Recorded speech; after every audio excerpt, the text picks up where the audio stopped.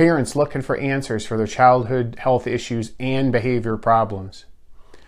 Over the next 4 minutes, I want to talk to you about what you can do to start to get a handle from an all-natural approach to help your child with their skin problems, autoimmune problems, inflammation problems, behavior problems, sleep issues, growth problems, and more, and how to start to get away and pry yourself away from the medical nightmare hamster wheel, as I call it, that you can be stuck on. Now, I'm Dr. Daniel Farkas. I've helped celebrities, pro athletes, and ordinary heroes since 2004. And I'm also the father to a special needs boy who was born with autoimmune disease of the brain. So my backstory is, when my son was born, soon thereafter we noticed that he wasn't hitting milestones.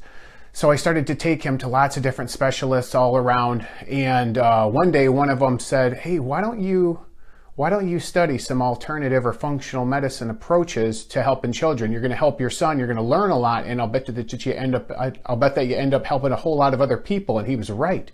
So here we are. My son, at the time of this video being made, is 11 years old. He's the top gymnast in his school. He plays 4 instruments, and he's just kicking life's butt. And I'm glad to talk to you, to connect with you today about possibly getting some help for your child. I like to help everybody, but I'm very passionate about helping kids because they can't help themselves. So some of the things I'm going to talk about, I want to go over a few points, and give me, just like I said, about 4 minutes here so that we can start to lay some groundwork about how you can start to get some help for your child's skin problems, autoimmune problems, development problems, behavior problems, sleep problems, and more.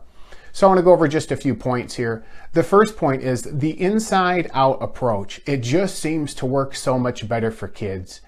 Topical creams, putting drugs into them from the outside in, all these things. Sometimes those things are necessary in life-saving, instances, but no parent wants to do that. I know that from personal experience, no parent wants to do that. By taking the inside-out approach, we can see longer, more sustainable results. Brings me to point 2. You may be familiar with this, you may not be, about the whole gut-immune connection, gut-brain connection, gut-skin connection, gut behavior, gut-emotional issues connection. If you're not familiar with that, it's okay, but if you are, you may know or you have heard that there's a relationship between what goes on in your child's digestive system and how their behavior is and how their health evolves and how their immune system develops and works or doesn't work. It is true, and there are 2 components to this.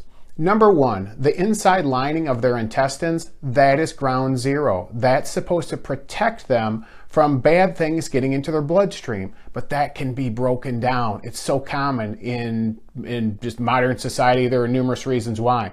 Some people call that leaky gut. I call it intestinal permeability. There's about 10 different names for it, but what it means is that obnoxious bad things are getting into the child's bloodstream, and it's triggering an immune response that can affect their behavior, that can affect their skin, that can affect their development, and more.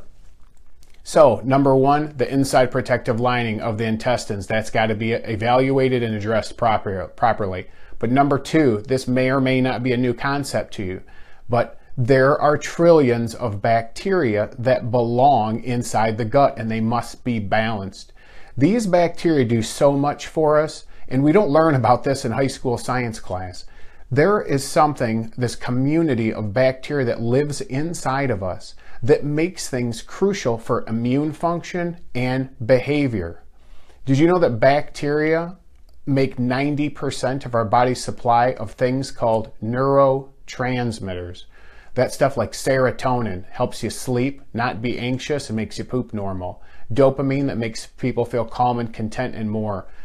Understand this, it's not a theory, it's a fact. The things that control emotions and behavior, they are made by bacteria that live in the gut.